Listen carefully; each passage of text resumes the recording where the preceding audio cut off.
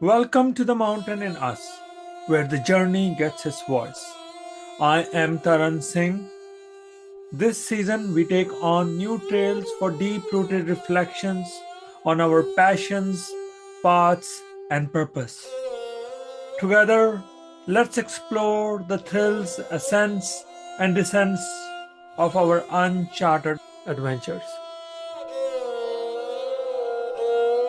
Hey everybody, today my guest is Lauma, a soulful artist, soon to be mother, and someone who is dedicated and in deeply love with nature and creative expression. Welcome, Lauma. Hi, I'm so glad to be here and looking forward to our creative conversation. Awesome.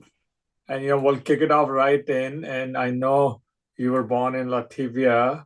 Uh, Tell us a little bit about the country and tell us about a place where you were born in Latvia. Yeah, like Latvia, I think that a lot of people actually haven't heard much about it and where it is. So it's one of these Baltic states by the Baltic Sea. We are a very wild country, I would say. Very much like foresty, swampy, with rivers, a lot of lakes. So the nature is always there and is very, very present. But not like, like, oh, breathtaking, like, wow, there are mountains and I don't know, some kind of grand, big things in nature that kind of is there in your face. But at the same time, it's this very nurturing, calm, very soft nature. Like the forests are filled with moss and the trees and everything is very inviting. Yeah. So is it a landlocked country in Europe, as you said, right? Or it still has access to Baltic Sea? Or give us a little bit more about like who are your neighbors in around Latvia for people those who for us who hardly know Yeah. anything outside of wild west of California. Yeah, it's we have access to the Baltic Sea. The three Baltic countries is above us is Estonia, and then it's Latvia in the middle and Lithuania on the bottom. And over the sea we have Scandinavia, and above is Finland. So we are kind of like there along with the those countries as well. And yeah, we have access to the sea. The sea is pretty peaceful, but I mean, it's still lovely. I love the diversity. I love that we have forests and rivers and lakes, and at the same time, it's a very nice and just calm, mostly calm seaside as well. Yeah. And where in Latvia were you born, and what how did the relationships with the nature and art come out in the place you were born? Can you walk us through that journey a little bit? I was born in just a town, right? Like we lived in a flat, and then at some point I got exposed to nature more, like thanks to my grandmother and my grandparents, who lived totally like they had a house in the middle of nature, just basically in nowhere. And I remember that's where I first actually got into conversation with nature, so to say. And yeah, it's like, I don't know, very simple beginnings, very much just Yeah. nature based.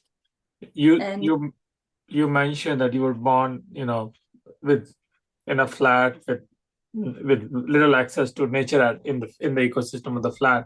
But do you have any vivid memories when you went to your grandparents' house that took your breath away and say, "Oh, I didn't realize that this also existed in the world of the world," going from your home and then going to your grandparents' home? Are there specific memories that you still carry and nourish your heart and soul?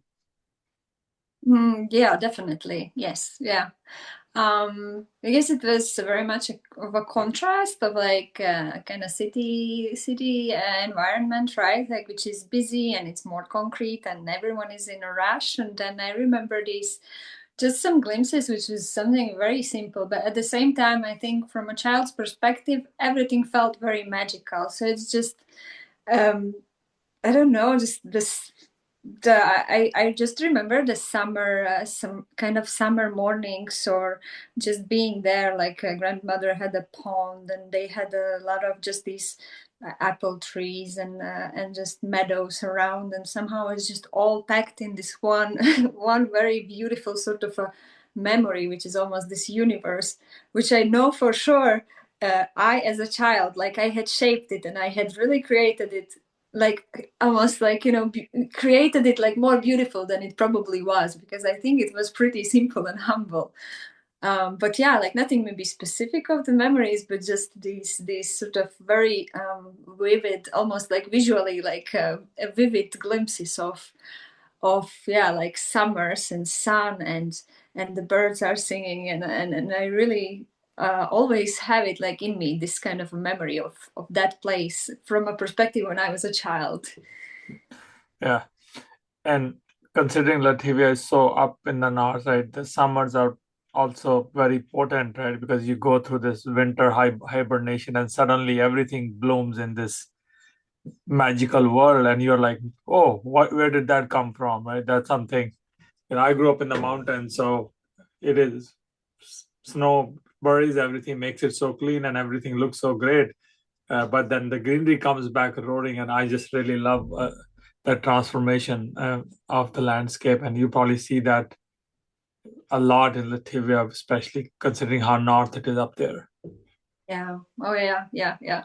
This year we had such a deep winter, and a lot of us were actually exhausted from it. And exactly this moment when the spring starts, it comes with also this huge sense of reward. Like I feel like all of us, because we have had the tough winter, feel that yeah, the spring is rewarding us for all these like 4 months basically of this coldness.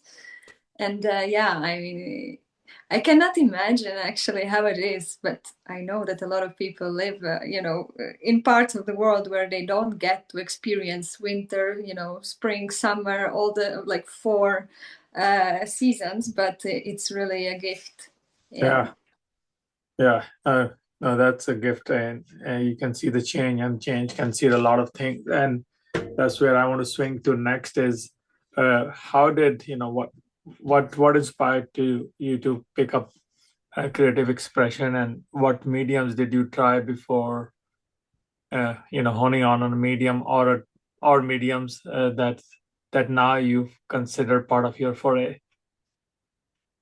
Mm. Um, hmm. I actually discovered it pretty late, I would say. I think a lot of people are lucky enough to say, oh, I started it already at, I don't know, 15, 16, but I not discovered it, but chose it as my path when in my early 20s.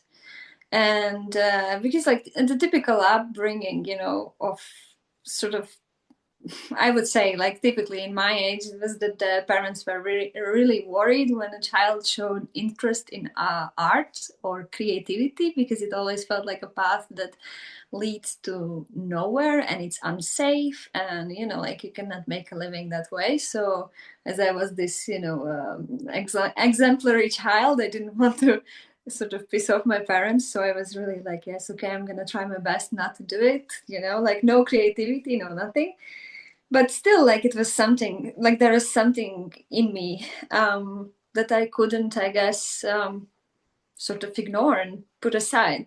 So in early 20s, I think I started with something like, I was in university and I someone needed someone who's designing these posters for events and stuff. And I remember I was like, yeah, yeah, pick me, pick me. I thought it's gonna be super simple, like we're gonna do graphic design, la la la. And I just caught myself that I'm like really like not doing the task in a simple way, because I always felt like, oh, I want to like create something, I want to draw, I want to kind of create these pictures that are more than just simple design and all that.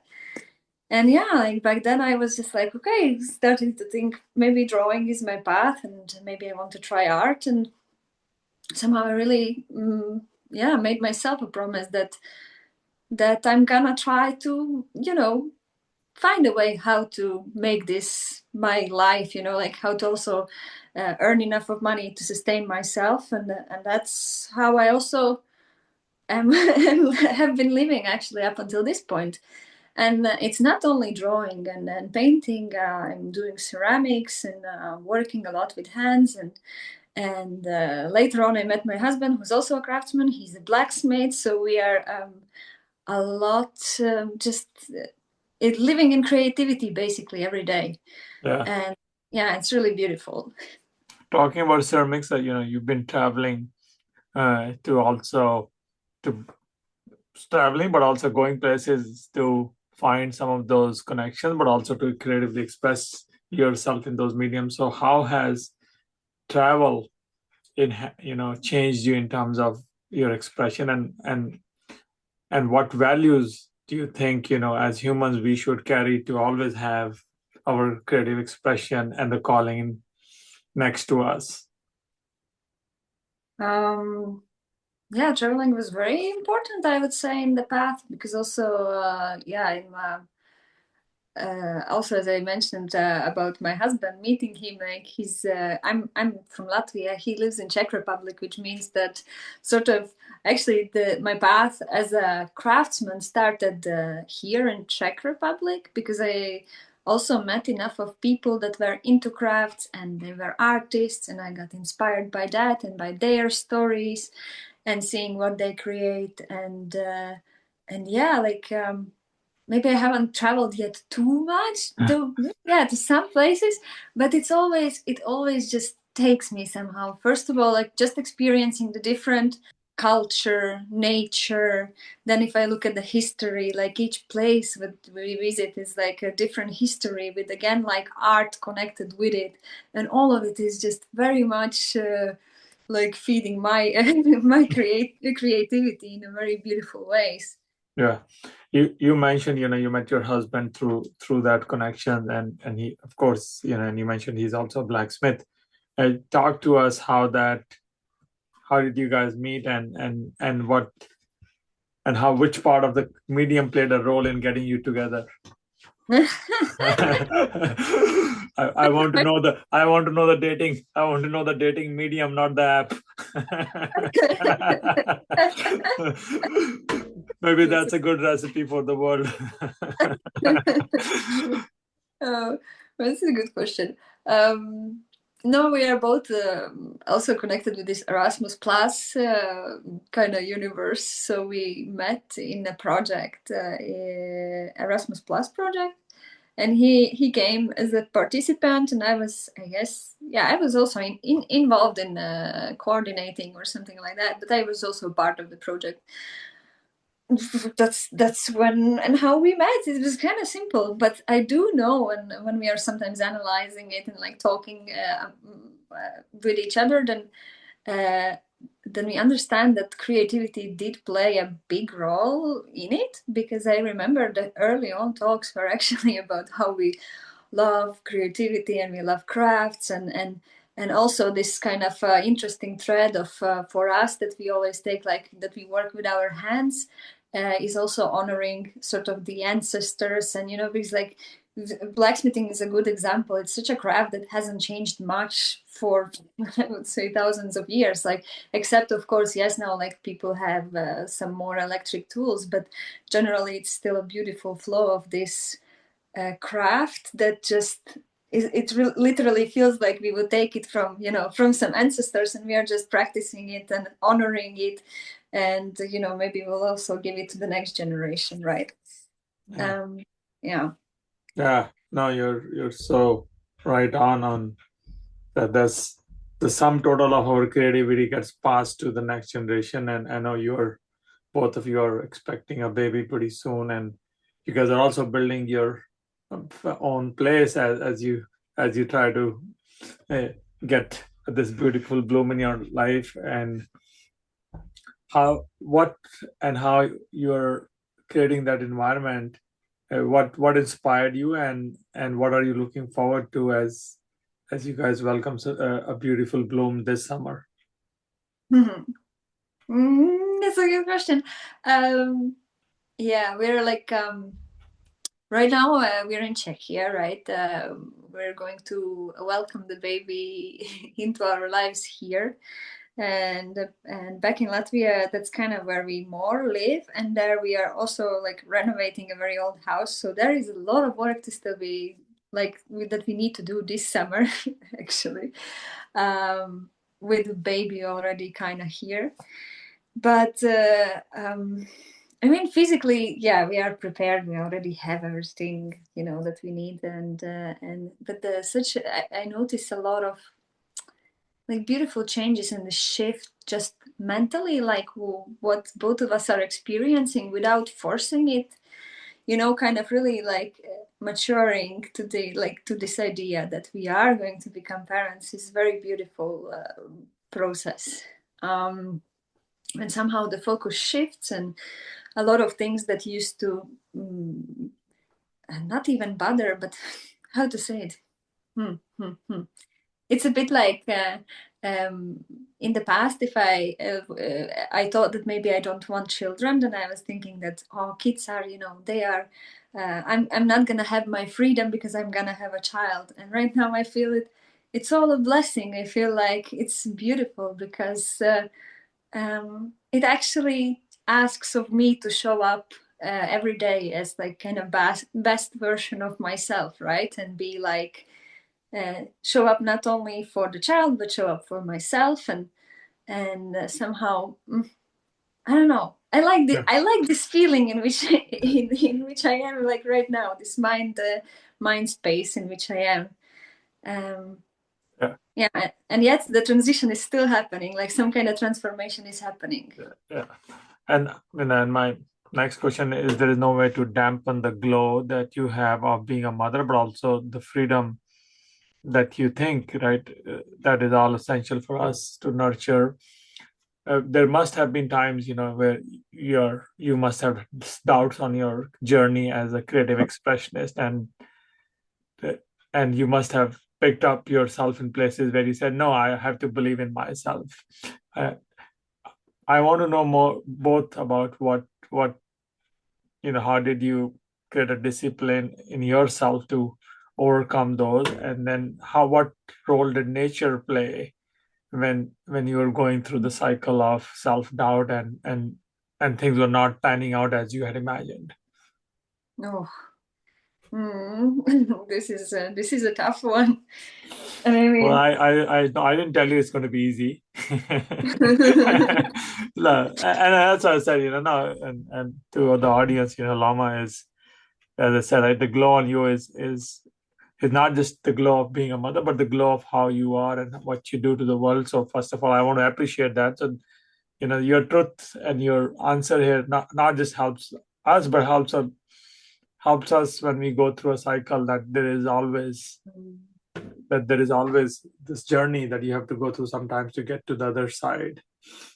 And all of us as creatives face it. I'm wondering if there is one recipe or what. Yeah, Yeah, don't but wonder, what comes to your mind on top of it. yeah, Just share with us. That would be my 2 cents here. yeah. I think nature, as you mentioned, it plays a big role in a way that sometimes I've noticed that when I am just feeling down or out of, I don't know, ideas or energy, I have experienced sometimes when I'm just simply going for a walk, and then there was one specific thing or something in the nature that just captured my attention, and suddenly I was like, oh wow, I want to draw this, like I want to paint this thing, and I can visualize it. But I can say I have been like blessed with this kind of a thing maybe 3 4 times, but those times were really worth it because then I created something that really fulfilled me. But other than that, yeah, discipline also plays a big role. But I like the principle of it's kind of this way of like when I'm stuck, I feel like I just need to start to get things kind of rolling. So it's also like if I am at the blank page and I don't know what to draw, then I just take a pencil and maybe I start to draw, or maybe I do a study of something, or just get like into from the thinking mind to kind of to the creativity to like, okay, I'm here, I'm drawing, I'm working. And sometimes even like that simple thing can just start like things start moving and ideas start to come, and I'm like, wow, I'm like super surprised that it can happen this way. Yeah. That's something that you touched on is very interesting. As me being an author, I've never thought about writing anytime, and sometimes you end up writing, and sometimes you end up writing more than what you think you can write. So the burden of logic can sometimes cause you to not express your creative expression. Uh, and in that space, I've seen your work. I see a lot of imagination that you put into your space, right? And that is such a blessing to be able to imagine in ways and shapes that you are. Uh, do you do you have any you know thing to share with our audience, and of course with me, how what goes in your heart and soul to get to that imagination and put it out in paper and other forms of expression, uh, as you're going through that, when you're in that creative mode, as locked in as Lama? Hmm. Mm, recently, I understood, and I even wrote it down somewhere, that I am making a deal with myself to create only something that excites myself, or not even excites, but to create things that make me feel something. And if I look back at my work, I still try to mostly produce something that really makes me feel a certain emotion. Is it like a joy or some kind of mystery or something that feels alive? And I mean, I'm very thankful that kind of I can deliver it and I can create it in a way that it also shows, that it translates, right, that the viewer can understand it. And yeah, but Yeah. Do you think nature especially provides you the both the roots and the jump to be able to get that feeling and to become the vessel of that feeling and then express it, like what specifically, as you said, you go for a walk and the surroundings make it happen? Have you noticed, or do you go out in places where you think, hey, these are the places I need to walk and or be there to get my creative juices flowing when I need the most? mm, yes, but also no. Sometimes it depends, because it's also sneaky with the mystery and with the muse and inspiration, because like it doesn't want to be used, like this. Feels like when sometimes I really need it and nothing happens, and then sometimes I don't intend it to, and it's like, oh, Yeah, there's inspiration, no everything. cookie cutter way. You have to go through the grind. Exactly. And Yeah, sometimes you're just surprised because it happens, but yeah, yeah. So it's not as easy, but definitely nature does. I mean, yeah, it of course it provides, but just, I mean, in long term, just having a relationship with nature and just seeing its beauty and being like taken aback by it and everything. I think all of these things just stay somewhere. And then when you need an inspiration, just I feel like I have some sort of I have where to look for it, because I feel like I'm pretty filled with all of the gifts that are around in a way. yeah. You talked about mediums, which going and learning a lot of these mediums. Is there one medium that you had the you know eh, most connected time learning when you first put your hands on it, right? And what was that feeling when you said, oh, this is what I really wanted to do, and I finally got my hands on it? Oh. Mm.